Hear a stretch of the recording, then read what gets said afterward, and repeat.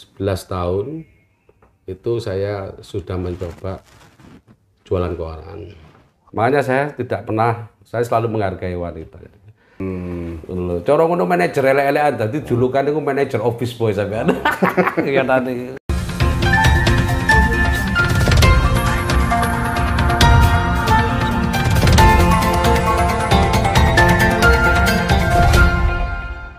Assalamualaikum warahmatullahi wabarakatuh. Salam sehat dan terus berjuang.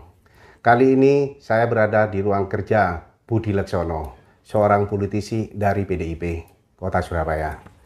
Setiap politisi punya latar belakang, termasuk Cak Budi Laksono. Oleh karena itu, tujuan saya ke sini mengetahui latar belakang Cak Budi Laksono yang sering dipanggil Cak Bulek, bahkan Aba. Kalau boleh diceritakan, Cak Budi. Cak Budi sebelum masuk ke panggung politik, itu apa latar belakangnya, Pak? Ya, makasih ya. Cak Koboy ya. Iya, siap. Akrabnya Cak Sate. Iya. Ya. Terima kasih mau singgah di ruangan yang sangat sederhana ini. Ya, kalau ngomong dalam profil ya secara perjalanan hidup ini memang penuh dengan apa istilahnya itu romantika. Jadi saya ini sebenarnya dilahirkan dan dibesarkan dari keluarga ya kalangan menengah ke bawah, bilang seperti itu. Di kami itu sebenarnya 9 bersaudara, saya nomor 6. Tapi di dalam perjalanan hidup ini ya memang kita tinggal di bantaran ya, bantaran rel kereta api. Kalau guyonan ini saya tinggal di rel itu rel kereta, estate rumah, jadi tinggal di pinggir kereta. Atau perumahan DPR yang saya dulu itu sering saya sebagai guyonan ya. Daerah pinggir rel. DPR itu daerah pinggir rel. DPR MPR. MPR-nya itu masyarakat pinggir rel. Di kita di sana. Dan, kalau tadi disampaikan mengenai perjalanan hidup saya ya waktu awal ya memang dibilang kondisi ekonomi yang mungkin kurang mendukung dari keluarga besar. Kalau kondisi ekonomi tidak mendukung, bagaimana Cak Budi melanjutkan sekolah, jenjang sekolah dari STK, SD, SMP, SMA? Jadi mulai kakak-kakak saya itu sebenarnya masih mungkin kalau di dalam ekonomi ya sebelum punya anak banyak itu kan mestinya orang tua itu kan masih bisa kan seperti itu. Kalau dulu kan ada kata-kata orang Jawa itu dulu kan banyak anak banyak rezeki ya. Nah, jadi kan seperti itu ya. Pas di kakak saya itu memang orang tua ya, itu yang mungkin kondisi fisik maupun ekonomi hanya sebuah buruh pabrik di percetakan. Buruh pabrik di percetakan dengan anak yang 9 ini. Jadi kakak saya pas di atas saya itu di atasnya lagi itu juga sempat ikut orang untuk bisa sekolah sebenarnya. Saya waktu kecil itu SD lah atau dibilang SMP itu sudah mandiri ya. Jadi orang tua laki ini sakit-sakitan. Nah, di sanalah saya mencoba tentunya untuk agar bisa sekolah. Bukan masalah sekolah aja, tapi untuk tuntutan ekonomi. Anak-anak itu sama, buat beli kerupuk aja atau es itu kan juga butuh uang. Jadi ya mungkin seperti itu. Yang sehingga saya pada usia sekitar 11 tahun itu saya sudah mencoba jualan koran. Jadi waktu itu mengunjak antara SD ke SMP. Di SD ke SMP saya jualan koran. Ini diikuti adik saya yang paling kecil. Oh, ngajak adik gitu ya? Ya karena ya ingin ikut loh, dapat duit kan gitu ya. Sehingga ya sampai pernah hilang, dicari orang kampung, katut bis kita istilahnya kan. Biasanya kalau jualan koran itu di mana? Jauh dari rumah atau dekat? Ya kita jalan kaki ya, mulai dari rumah itu kita nyusuri rel kereta api itu langsung ke Surabaya, gedung ini Biskup Surabaya Teater itu loh. Oh ya. Pelni. Nah, depan BI itu saya ambil korannya di sana. Juga ada pada waktu itu ambil koran di kampung. Di Kerembangan Jaya waktu itu namanya Cak Har. Nah, itu yang dulu itu bosnya, kalau agen pengepulnya untuk orang-orang ambil koran itu waktu itu koran memorandum.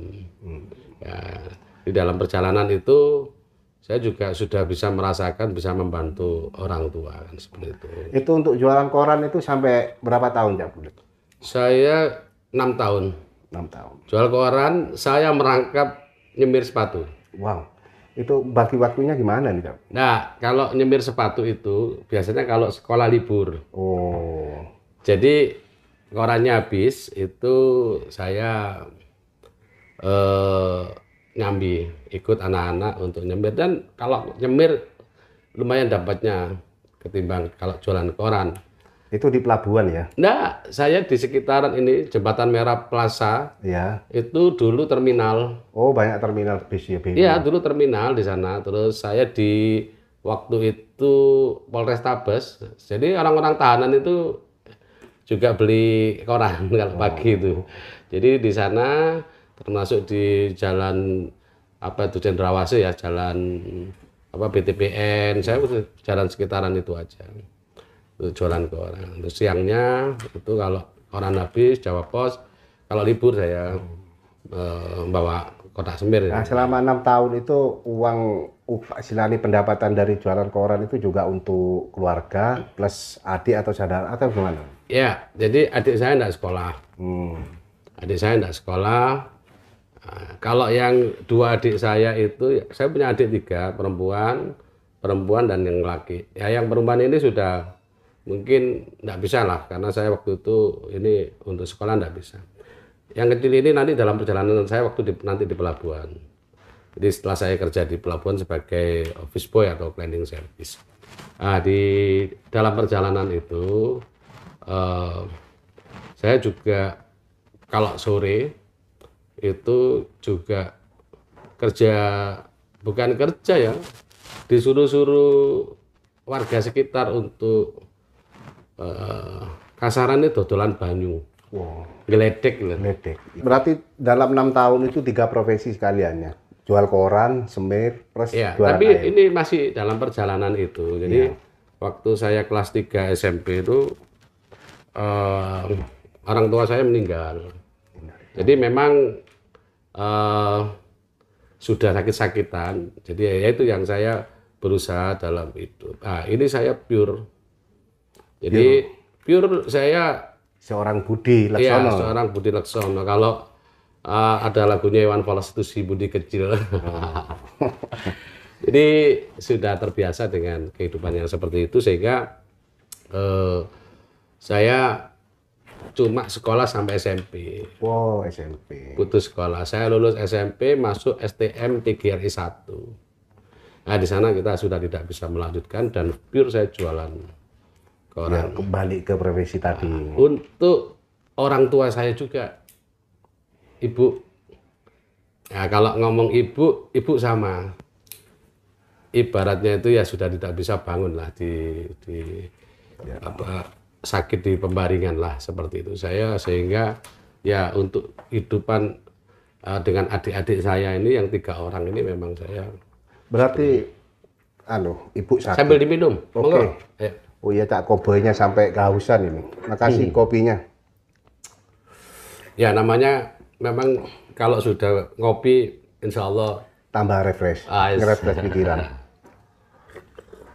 Oh ya, berarti kembali lagi Cak Budi ya, Cak Bulek, Cak Budi apa?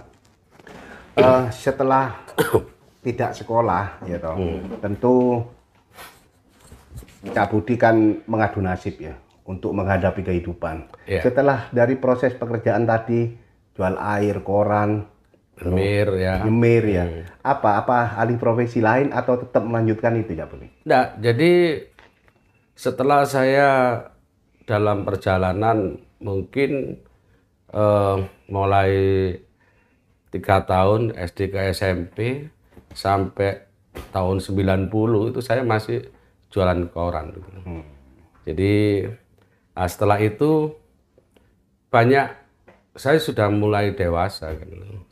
Banyak yang mungkin waktu itu saya mencoba-coba ditawar-tawari kerja. Pernah jadi ikut-ikut nguli yang seperti itu. Nguli, bahkan nguli angkut-angkut ini karung juga dulu.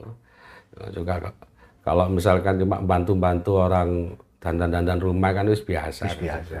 Berarti Tapi ini saya masih kecil lah. Saya enggak sebesar itu. sepantasnya masih menikmati. Jadi enggak kuat ditaruh yang 100 kintal itu saya masih belum kuat. Tapi ikut pokoknya angkat-angkat di Kalimas itu waktu itu. Terus dalam perjalanan juga akhirnya saya jualan kaligrafi. Karya seseorang atau Karya tetangga, saya jual keliling. Jualan ke kampung-kampung saya. keluar masuk kampung? Keluar Tapi masuk di kampung. sekitar rumah ya? Enggak, sampai di luar juga. Luar kampung bawa becak kadang. Kan saya membuat sendiri akhirnya. Produksi sendiri. Kaligrafi itu saya membuat, bahkan saya mendesain yang namanya lafat-lafat yang sampai syahadat duduk itu saya membuat desain seperti itu waktu itu. Karya Cak Budi sendiri? Iya, itu dikasih tempat modal sama tetangga yang saat ini itu saya anggap dia itu orang tua saya. Itu saat itu Cak Bulek ya, Cak Budi usia berapa itu ya? Saya sekitar sudah usia 19 tahun. Oke. Oke pemirsa, kalau biasanya kalau seseorang sudah berusia wanita ataupun pria 19 tahun, biasanya kan sudah mulai mengenal cinta istilahnya ya. Entah itu cinta monyet atau banyak. Lah, gimana kisah cintanya Cak Budi? Ya, kalau ngomong kisah cinta itu ya sangat luar biasa. Iya. Bahkan saya sama istri saya almarhum itu tetangga selisih beberapa rumah. Tetapi ada tanda kutip. Kalau ngomong cinta dulu ya, kalau ada anaknya kumpul sama saya gitu ya, ya jelas janganlah. Bahkan sampai makanya saya tidak pernah, saya selalu menghargai wanita. Jadi kalau orang-orang tua dulu itu supaya anaknya jangan kumpul sama anak penjual koran. Mungkin masa depannya dibilang gitu. Ternyata ini memang Berarti realitanya seperti ini. apakah artinya bahwa Cak Bulek pada saat itu ada resistensi dari keluarga karena Cak Bulek seorang penjual koran? Jujur ya, kalau sama istri saya waktu itu saya bawa lari. Wow. Saya bawa lari. Enggak, sungguh. Iya. Saya bawa lari dan ya juga dipeseni sama orang tua yang waktu itu saya buat kaligrafi tau. Yang saya tidur Minimal di sudah sana. punya pendapatan ya. Ya dikasih tahu, kamu mau numpang kemana lari gitu loh. Toh kamu numpang di keluargamu 1 hari 2 hari diterima gitu loh. Nah kamu pulang, Umi tanggung jawab. Umi ini orang tua angkat saya yang waktu itu membuat saya sampai seperti ini sebenarnya juga. Gitu loh. Itu akhirnya bertanggung jawab untuk meminta. Padahal ya namanya percintaan, ya namanya kampung itu kan wis podo seneng ini sama seneng kan seperti itu. Akhirnya memberanikan dan ya namanya pada waktu itu orang tua saya, ya orang tua ya, mertua lah, tapi kan kita panggilnya tetap orang tua. Itu masih belum setuju gitu loh. Akhirnya kedua belah pihak setuju ya? Iya, tapi tetaplah dalam perjalanan itu masih belum. Nah, seperti itu karena kan gimana pun ya sampai ini putus sekolah juga. Dan sekolah Gara-gara jatuh cinta. ya seperti itu. Tapi alhamdulillah akhirnya saya seperti sama saya. Cuma beliau meninggal waktu 2015 itu almarhum istri saya tercinta itu sudah kuliah. Kalau nggak salah semester 6 kalau nggak salah. Menjelang wisuda itu ya? Iya, saya kuliahkan. Itu saya kuliahkan. Bahkan supaya ngimbangi lah, saya waktu itu kan sudah dewan. Ya, akhirnya saya kuliahkan. Dan ya memang semua kehendak Allah lah, semuanya itu kan sudah ditakdirkan seperti itu. Jadi akhirnya ya kita sampai alhamdulillah ya sampai punya anak 2 perempuan, sampai cinta saya dibawa mati kan seperti itu. Oke pemirsa, mungkin pemirsa sudah mengetahui dan jelas apa yang disampaikan Cak Bulek, bahwa seorang Cak Bulek adalah seorang pria yang pekerja keras, tidak memilih profesi asal mendapatkan rezeki. Toh pada akhirnya beliau memiliki seorang istri yang dia cintai, bahkan punya anak. Nah, tapi sebelum dilanjut, kopinya Cak Bulek. Siap. Biar gak tegang Cak Bulek.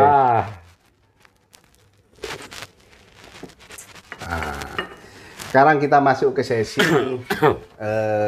profesi pekerjaan, karena yang saya dengar Cak Bulek itu seorang pengusaha sukses yang berada di mana, di daerah, di kawasan Tanjung Perak ya, bahkan ekspedisi katanya, ekspor impor. Benarkah itu? Saya ingin bertanya itu pada Cak Bulek. Mulai diceritakan, mulai masuk ke dunia pelabuhan. Jadi setelah saya sekitar tahun 93 ya, 94 itu saya sudah meninggalkan yang namanya pekerjaan saya sebagai yang tadi membuat kaligrafi. Ditawarin sama ya, ini sama di kampung itu saya ngenger-ngenger, ikut makan sini, ikut makan sama adik-adik saya itu. Jadi ditawari sama tetangga.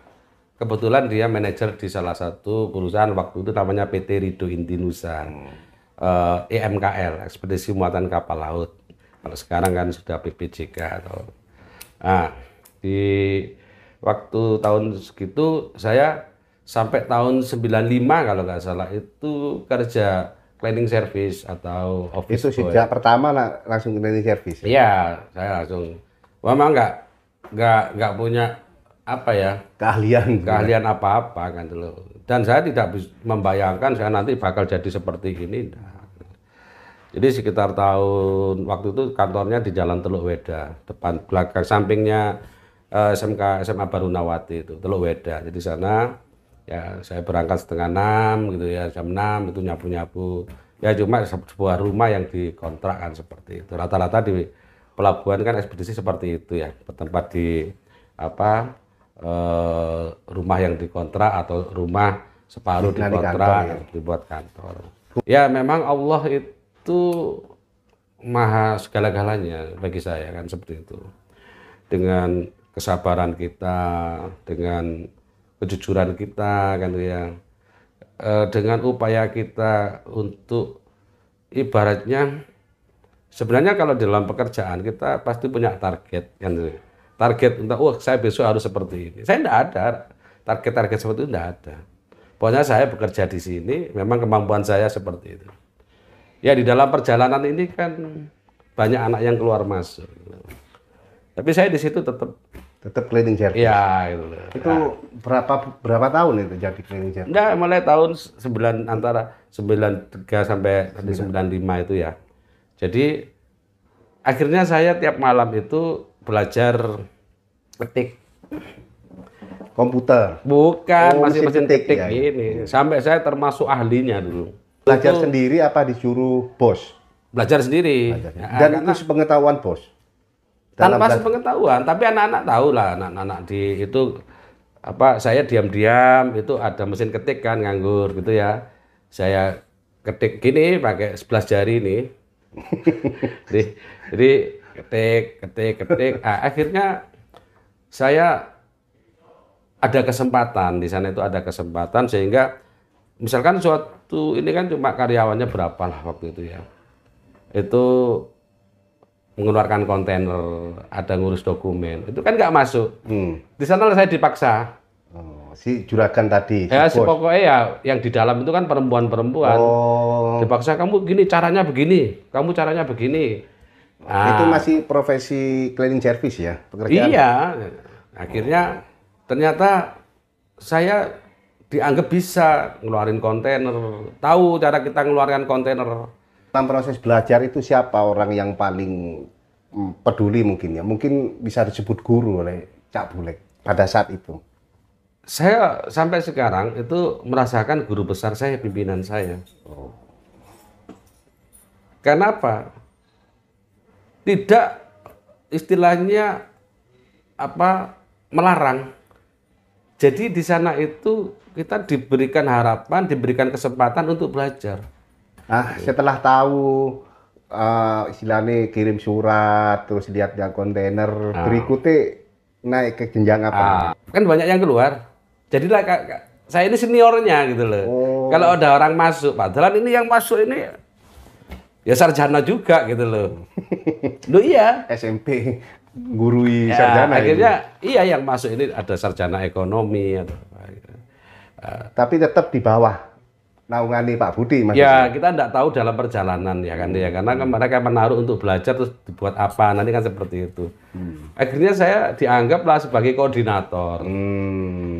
Cara ngono manajer elek-elekan dadi julukan itu manajer office boy sampean. Ya tadi. Baru kali ini ada jabatan manajer office boy. Sampai julukannya seperti itu jadi sampai tahun 9 masa waktu reformasi itu kan banyak gejolak ya. Dampak dari ekspor impor itu kan sepi atau saya nggak paham lah waktu itu ya. Sehingga perusahaan itu tutup.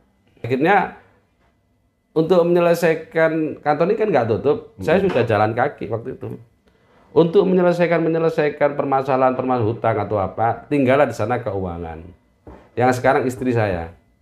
Di saat itulah 98 itu karena kita jasa customer yang kemarin ikut saya itu saya teleponi nggak sengaja. Nggak sengaja. Inilah saya besar di sana. Ini pintu awal ya dari Allah untuk naik pangkat ibaratnya. Betul. Tahun 98 akhirnya saya kontak customer yang dulu ekspor importnya kita tangani. Kaget. Karena saya belum marketing karena kan belum tahu apa-apa gitu loh. Masih ngurusi di lapangan aja. Kok tiba-tiba menghubungi gitu. Saya tanya, Bu, Pak, nggak ada ekspornya tak Pak? Loh, kamu masih ada dah seperti itu. Loh, masih gitu loh. Loh, katanya sudah tutup, sudah bangkrut kan. Enggak, saya masih ada. Ya udah kan yang nangani kamu. Nah, memang yang nangani di operasional kan waktu itu saya semuanya di lapangan. Tak kerjakan satu jalan ini. Akhirnya ada. Dan bos bilang waktu itu, aku cuma punya uang 25 juta tahun 98. Kalau kamu pakai untuk kerjaan kamu silakan. Mensupport berarti ya? Iya. Tapi uang ini jangan sampai habis. Enggak, jangan sampai kalong. Kamu kalau pinjam enggak apa-apa, kamu buat kerja. Nah, di sisi itu bos itu sudah enggak ada, sudah intervensi sama sekali ya. Drop sudah enggak, itulah sudah melihat kondisi seperti itu sih ya sudah. Akhirnya saya pada waktu itu invoice. Kerjaan ini ada lagi dengan PT yang sama. Ini cerita lucu. Terus seminggu dapat kerjaan lagi untuk nangani ekspornya. Saya telepon yang lain, akhirnya ikut. Terus. Nah, di situ sudah mulai membesar dan bos waktu itu semangat juga mencari order. Dan akhirnya bos juga dapat order besar, semua itu yang kerjakan saya sampai saya punya perusahaan sendiri. Bukan. Customer banyak. Bukan, rekrut lagi. Oh, karyawan. Karyawan ini termasuk adik saya yang kecil-kecil tadi itu dinafkahi sama perusahaan itu. Bos sampai sekolah sampai lulus semuanya. Nah, jadi pada waktu tahun 99 itu saya sudah merasakan naik mobil. Naik mobil ya, mobil waktu itu mobilnya bosnya itu staff gitu loh. Jadi saya pakai sopir. Oke pemirsa, ini tadi Cak Bulek sudah menjelaskan panjang lebar karir mulai dari nol hingga menjadi seorang pengusaha ekspor impor. Sekarang kita sebelum masuk ke sesi berikutnya, saya ingin mengajak Cak Bulek ini loh, biar kopinya ini loh, biar gak tegang. Siap. Cak Bulek dan Cak Koboy ini sukanya sama-sama kopi. Kopi temen ya. Iya, bikin kita manis. Semakin celang ya. Bacaan orang Madura aja lah. Dia celang. Poton. Di sesi berikutnya ini Cak Bulek. Ya. Sekarang kan pemirsa mungkin sudah tahu ya siapa Cak Bulek itu. Sekolah sampai SMP, tapi bisa sukses jadi seorang pengusaha. Mendampingi juragan atau bos. Sekarang gimana ceritanya Cak Bulek bisa jadi seorang politisi? Iya. Kan ini di luar nalar. Ya. Jadi gini, sebenarnya kalau kita ngomong berpolitik ya, siapa sih yang nggak kagum namanya Soekarno kan? Oh ya. Itu aja. Seorang presiden, waktu itu seorang yang benar-benar nggak ada nama lain untuk waktu itu yang kita dengar itu hanya Soekarno. Jadi saya itu dulu pernah ikut geng-gengan waktu itu. Ibaratnya berandal tawuran kayak itu loh, kayak dulu ada grup-grup Venom atau apa. Oh iya, gitu ya. Ikut saya. Memang orang tua sudah nggak ada, jadi liar seperti itu.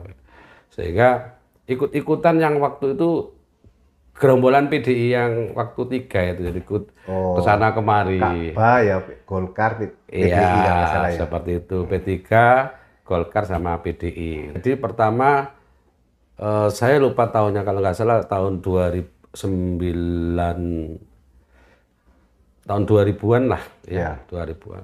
Jadi saya itu pokoknya perjalanan saya waktu sebelum saya di Sekretaris Ranting itu saya sudah kedahuluan sudah terbentuk yang namanya anak ranting waktu itu. Nah, perjalanan berikutnya saya jadi pengurus ranting. Masih pengurus itu ya? Pengurus sekretaris ya kalau nggak salah. Habis itu saya naik di bendara PAC. Bendara PAC. Habis itu saya jadi ketua PAC. Kesempatan inilah saya jadi ketua PAC ini, saya menyodorkan untuk nyalek. Bagaimana perjuangan selama mau menjadi caleg gitu ya, Bulek? Jadi, keluarga mendukung, teman atau bagaimana? Jadi sebenarnya di dalam perjalanan saya sendiri itu kan, saya tidak berpikiran waktu itu, apalagi yang saya sampaikan kerja jadi apa kan ya, apalagi jadi politikus ya. Gak punya pikiran sama sekali, karena saya merasa saya cuma lulusan SMP. Tahun 2007 itu saya harus sekolah yang namanya sekolah kepabeanan. Sekolah bea cukai. Syaratnya harus SMA. Dan di sana tahun 2007 saya itu setelah paket C, ini saya dan di saat itu pula saya jadi wakil ketua bidang kepelabuhanan Jawa Timur, Gafeksi Infa waktu itu. Syaratnya harus itu. Ya, akhirnya saya waktu sekolah dan juga terbaik. Nah, ini syarat untuk mendirikan perusahaan. Akhirnya saya bertanya-tanya tahun 2008 itu tanya saya sekolah yang kuliah lah kepae yang bisa mendapatkan titel. Tapi karena kita pakai C, ada beberapa universitas yang mau menerima seperti Sudarso, Kartini, kalau Unsuri kan seperti itu. Karena saya di Kartini itu. Pas tahun 2012 itu zaman sarjana, maksudnya belum dapat ijazah tapi masih nunggu ya, maksudnya sudah anggap aja lulus ya. Nah, di 2013 kita dapat ijazah ini kok bersamaan waktu itu ada pendaftaran caleg. Yang 2013 ya, anggap aja kan 2014 pilihan ya. 2013 ini saya dapat ijazah, ya saya masukkan. Waktu itu bunyinya caleg harus S1 waktu itu. Ya di sana alhamdulillah saya bisa jalan dari Tuhan ya, dari Allah ya. Ya, sepertinya sudah kayak bersama sudah tertata. Ini yang menjadi saya juga mensyukuri apa yang ini, dan ini semua kita kembalikan bahwa Di dalam perjalanan ini kenapa saya PDI Perjuangan, Ya. seperti itu ya. Jadi saya melihat memang di sekitaran kita itu, bahkan di rumah saya ini ada caleg dari PKB, ada tokoh Di partai lain ya. iya di sekitaran tetangga, bahkan pengurusnya P3, pengurusnya PKB. Di tempat saya itu hijau. Jadi di dalam perjalanan itu saya jadi RW, sehingga dalam perjalanan ini kehidupan saya memang ingin selalu berbagi. Jadi tiap tahun itu dari hasil, alhamdulillah sampai sekarang istiqomah, saya harus berbagi kepada para duafa, yatim piatu itu rutin itu memang saya itu. Anak sekolah-sekolah yang putus itu dari Mungkin dulu sebelum berkat beramal itu tahun 2014 Cak Bulek berhasil jadi Alek ya. Sekarang ini sudah berapa periode Cak Bulek? dua periode. Nah, jadi saya itu hanya ingin pada waktu itu hidup saya itu bermanfaat. Setelah jadi RW saya sudah bisa ini sama masyarakat, bisa apa ya, sebagai pengayom, sebagai apa yang bisa berusaha membuat wilayah ini bagus, atau inilah di sisi lain lah dorongan ini. Saya ada kesempatan itu yang mungkin tidak saya sia-siakan. Ya ini wujud dari seorang tokoh yang mungkin sampai saat ini ya itu sebagai dia masih tua saya ya, tapi juga kadang sebagai guru dan orang tua saya dalam berpolitik, yaitu Pak Wisnu Sakti Buwana. Oke. Oh, Pak Wisnu Sakti Buwana. Iya gitu. Cak Bulek, ini pertanyaan terakhir. Mungkin, tapi saya berharap Cak Bulek mau menjawab. Dulu Cak Bulek itu potongannya pendek, cepat. Sekarang sampai gondrong. Apa alasannya Cak Bulek kok memilih rambut gondrong? Sebenarnya kalau ini dibicarakan ya, itu juga tidak bagus, karena itu adalah waktu awal itu bentuk niat dan nadar saya, dan alhamdulillah waktu itu memang kesampaian. Dan untuk saat ini kok kebetulan aja saya lagi enjoy aja, ingin menikmati mumpung tidak ada orang yang negur di dalam aturan. Saya pikir sudah cukup Cak Bulek. Jadi pemirsa, dari tadi kurang lebih 30 menit Cak Bulek sudah menjelaskan latar belakang mulai dari tidak sekolah, mulai pekerjaan, mulai dari jual air sampai tukang semir, bahkan jadi pemimpin di perusahaan. Setelah itu beliau bisa mampu jadi ketua PAC dan sekarang menjadi seorang legislator hingga 2 periode. Assalamualaikum warahmatullahi wabarakatuh. Salam sehat dan selamat berjuang untuk Cak Bulek. Terima kasih. Waalaikumsalam warahmatullahi wabarakatuh.